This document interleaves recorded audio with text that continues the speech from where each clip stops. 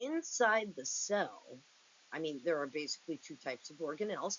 There are ones that help make proteins and ones that don't.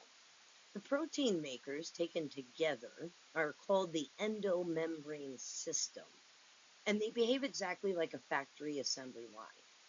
To build a protein, the cell first pulls the recipe out of storage, and then it interprets that recipe, assembles the protein subunits, folds the finished chain into a working shape, and ships it out. And a protein moving from one station to the next, it has to travel in a little membrane bubble called a vesicle. The factory's kind of like internal delivery cart. I want you to actually memorize that sequence: storage, interpretation, assembly, folding, shipping.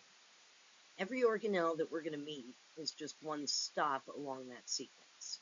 Naming the whole line first gives you a place to hang each new part as it arrives, instead of collecting them like trivia.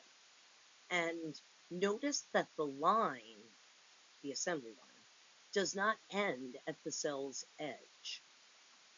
The last verb is shipping, and shipping means out. The word is the hinge of this module. The protein factory's final act is to load cargo into a vesicle and send it across the membrane. That's bulk transport, a topic we'll formally meet in the second half. So when people say, or when I say, Module 3 has an anatomy part and a transport part, I want you to hear that as one sentence with a comma in it. The factory builds, the transport delivers. It's the same production line from start to finish.